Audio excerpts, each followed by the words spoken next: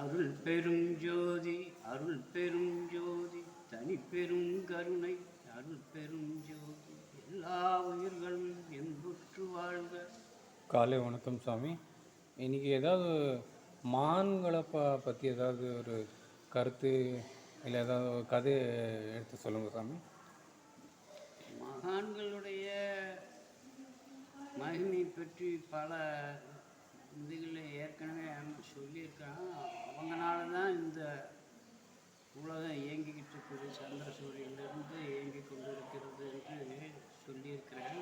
ஆனால் இருந்தாலும் அதனுடைய அர்த்த எண்ணங்கள் இன்றைக்கு ஒரு புதுமையான சொல்லுங்கள் சாமி. ஒரு கிருஷ்ணனுடைய கோயிலில் சிவபாக்கியர் என்ற ஒரு சித்தர் இருந்தார்.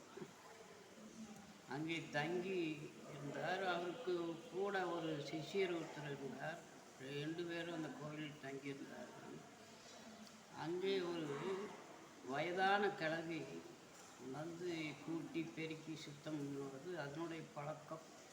அந்த பழக்கப்படி அது செய்து கொண்டு இருக்கும்போது அந்த சிவபாக்கியர் எங்கெங்கே உட்காருவாரோ ஒரு 2-3 இடங்களில் மாறி மாறி உட்காருவார். உட்கார்ந்து தியானம் பண்ணுவார். அப்படி பண்ணுற இடங்களையெல்லாம் அந்த அம்மா என்ன பண்ணும், போய் நல்ல சாணி போட்டு முழுகி சுத்தம் பண்ணி வச்சுருக்கான். மகான் வரக்கூடிய இடமல்லவா அப்படின்னு அதுக்கு ஒரு எண்ணத்தில் இந்த மாதிரிலாம் சுத்தம் பண்ணிட்டே இருந்துச்சு. இவர் சாமி பார்த்தார், என்னடா இவ்வளவு தூரம் சுத்தம் பண்ணி நமக்காக செஞ்சுக்கிட்டு இருக்குதே, இதுக்கு ஏதாவது ஒன்று செய்யணும், ஏதாவது ஒரு மனசுக்கு என்ன தேவைப்படுதோ அதை நிவர்த்தி பண்ணி கொடுக்கணும் அப்படின்னு சொல்லி, ஏம்மா உனக்கு என்ன தேவை சொல்லு, செய்கிறேன் அப்படின்னு கேட்க, அதுக்கு எங்கள் அம்மா எனக்கு வயதாகிவிட்டது, வேலை செய்வதற்கு சிரமமாக உள்ளது, அதனால் நான் தொண்டு செய்கிறதுக்கு நல்ல உடம்புல அன்பு ஆரோக்கியத்தை கொடுக்க வேண்டும், எனக்கு இளமை பருவத்தை கொடுத்தீர்கள் என்றால் நான் நன்றாக தொண்டு செய்வதற்கு உற்சாகமாக இருக்கும் என்று கேட்டார்கள். அவர் அப்படியே அவருடைய கவச குண்டலத்தில் வச்சிருந்த தீர்த்தத்தை எடுத்து வீசினார் அம்மா மேலே. அது உடனே நல்ல இளம் வயது பெண்ணாக மாறி ரொம்ப அழகு பொருந்திய பொண்ணாகவும் மாறிவிட்டது. அந்த மாற்றம் ஏற்பட்டது ஊரில் எல்லாருக்கும் தெரிய போச்சு. பைய அரண்மனைக்கு போய் அரசனுடைய காதுக்கு போய்விட்டது. அப்படி என்றால் அந்த பெண்ணை போய் அழைத்து வாருங்கள் என்று வேலையாட்களை வைத்து ஒரு பல்லக்கை கொடுத்து அந்த பல்லக்கிலே அழைத்து வாருங்கள் என்று அனுப்பி வைத்தார். அதேபடி போய் வேலையாளர்கள் போய் அந்த அம்மாவை கூப்பிட அரசன் கூப்பிடுகிறார் என்ற உடனே அதுக்கு ஒரு ஆனந்தம் வந்து விட்டது. ஆகா, அரசனே நம்மளை அழைக்கிறார் என்ற ஆனந்தத்தில் அரண்மனை சென்றது. அங்கே அரசன் பார்த்த உடனே இந்த பெண்ணை அந்த புற அழகிகள் இருக்கும் இடத்திற்கு அனுப்பி வைத்து விட்டார். அது அங்கே போய் தங்கி எல்லாரோட இருந்தது. ஒரு நாள் அந்த பெண்ணின் மீது நினைவு வந்து அந்த பெண்ணை அடைவதற்காக அந்த புறத்துக்கு போகிறார் அரசன். அங்கே போய் அந்த பெண்ணை கூப்பிட்டு பேசுகிறார். அப்பொழுது அந்த பெண் சொல்லுகிறது, என்னை அந்த மாதிரி எண்ணத்திற்கு ஆளாக்காதீர்கள், நீங்கள் உங்களுடைய கையின் மேலே படக்கூடாது, பட்டால் நான் முதல்ல எப்படி முதுமையில் இருந்தனோ அந்த முதுமை உங்களுக்கு வந்துவிடும் என்று சொல்லி சொன்னார்கள். அதை கேட்காமல் இவர்கள் வந்து அவர் தொட்டார், கையை அந்த பெண்ணின் மீது வைத்த உடனே இவருக்கு முதுமை வந்து விட்டது. ஆகா, நமது உடம்பு இப்படி ஆகிவிட்டதே என்று சொல்லி மனம் பதறி உடனே அந்த பெண்ணை, இதுக்கு என்ன மார்க்கு சொல், அது உன்னால் தான் செய்ய முடியும் சொல் அப்படின்னு கேட்க, இதை என்னால் ஒன்றும் செய்ய முடியாது, அந்த குருநாதனால் தான் முடியும், மாற்ற முடியும், அவரிடத்திலே நீங்கள் போய் கேளுங்கள், அவரிடத்திலே அடிபணியுங்கள், உங்களுக்கு நல்லதை செய்வார் என்று சொல்ல, இந்த ரூபத்தில் எப்படி வெளியே போனால் மக்கள் பார்த்தால் நம்மளை அசிங்கமாக நினைப்பார்களே என்று சொல்லி நான் வெளியிலே இந்த நிலையில் போக முடியாது, என்ன பண்ணுறது சொல்லு அப்படின்றார். இப்போ காலையில் அவருடைய சிஷியன் உணவுக்காக வருவார், அரண்மனை தேடி வருவார்.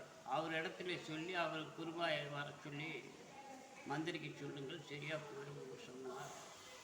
அதேபடி சிஷியன் போனான் அரண்மனைக்கு, சொன்னார். அரசன் கூப்பிட்டு சொன்னார், அவர் வரமாட்டாருங்க, அப்படியெல்லாம் யாரை தேடியும் வரமாட்டார் அப்படின்னு சொல்ல. அப்படி இல்லை என்றால் அவருடைய சக்தி உனக்கு உண்டு, அதனால் நீயே எனக்கு இந்த மந்திரத்தை ஓதி என்னுடைய வயசை பழையபடி திருப்பி கொடுக்க வேண்டும் என்று அரசன் கேட்டான். அது என்னால் செய்ய முடியாது, குரு இருக்கும்போது நான் சிஷியனாக இருந்து கொண்டு அந்த மாதிரி காரியங்கள்லாம் செய்யக்கூடாது அப்படின்னு சொல்லி சொன்னார். அப்படி என்றால் நீ இந்த என்னுடைய நாட்டிலே இருக்கக்கூடாது, இந்த நாட்டை விட்டே போக வேண்டும் என்றார். அரசன் அப்படியா சரி என்று சொல்லி கிளம்பி வந்து விட்டார்.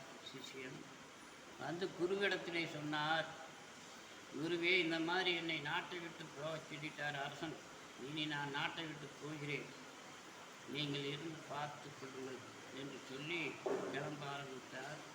நீ இந்த நாட்டை விட்டு போன பிறகு எனக்கு இங்கே என்ன வேலை, நீ எங்கு செல்கிறாயோ அங்கே நானும் வருகிறேன், இருவரும் போவோம் என்றார். சரி என்று 2 பேரும் கிளம்பினார்கள். கிளம்பும்போது குரு பார்த்து சன்னிதானத்தில் கிருஷ்ணருடைய சிலை பார்த்தார். அவர் பாம்பு படுக்கையில் படுக்க அறையில் இருந்தார். நாங்கள் 2 பேரும் வெளியேறி போகிற அந்த நாட்டை விட்டு, உனக்கு இங்கே என்ன வேலை, வா போகலாம் அப்படின்னார். உடனே கிருஷ்ணன் பாயை சுருட்டி இக்கத்தில் வச்சுக்கிட்டு பிறப்பிட்டார் அவங்க கூட. அவர் கிருஷ்ணன் முன்னுக்கு போக, சிவபாய்க்கு பின்னாடி போக, சிஷியர் அதுக்கு பின்னாடி போக, 3 பேர் இந்த நாட்டை விட்டு போயிட்டாங்க. போனதுக்கும் பிறகு இந்த நாடே இருளண்டி போச்சு. சூரியன் உதித்தாலும் வெளிச்சம் கிடைக்காது, சரியான வெளிச்சம் கிடையாது, காற்று கிடையாது, சந்திரன் இருந்து எல்லா இயக்கங்களும் மாறி போயிடுச்சு, மழை இல்லாமல் போயிடுச்சு, எல்லாமே நாடு தம்பிச்சு போச்சு.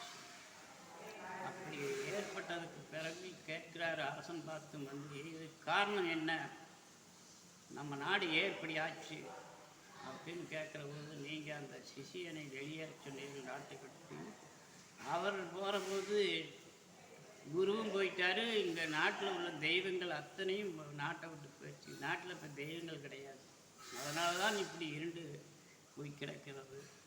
அதனால் இனி மீண்டும் என்ன செய்தால் நமது நாடு பழைய நிலைக்கு வரும் என்று மந்திரியை கேட்டார்.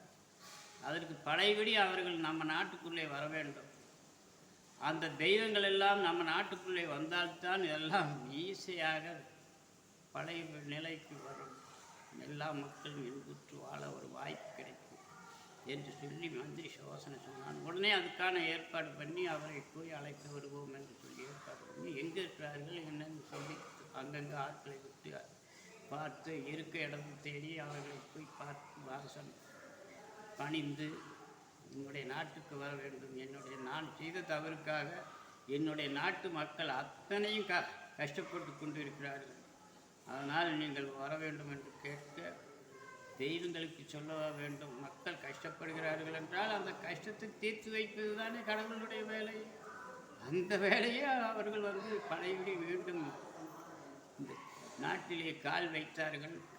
உடனே எல்லாம் இயங்க ஆரம்பித்து எல்லா மக்களும் இன்புற்று வாழ ஆனந்த வழிபாடு ஆகிவிட்டது.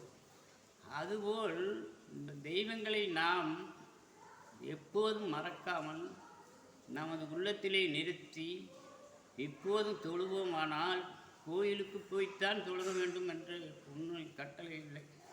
இந்த கோயில் உள்ளம் எனும் பெருங்கோயிலில் நாம் உட்கார்ந்து நினைத்தோமானால் அவர்கள் குடிகொள்வார்கள். அந்த நிலையிலே அருள் பெருஞ்சோதி ஆண்டவர் நமது உடம்பிலே இருந்து அருள்வாளிப்பார். அப்பேற்பட்ட பரம்பொருளை நாம் எப்போதும் தவறவிடாமல் நமக்குள்ளே நிலைத்து மனதிலே நிறுத்தி வாழ்ந்து வந்தோமானால் அவருடைய அன்பும் பண்பும் எல்லா அருளும் நமக்கு கிடைக்கும் என்று சொல்லி, அருள் பெருஞ்சோதி அருள் பெருஞ்சோதி தனி பெருங்கருணை அருள் பெருஞ்சோதி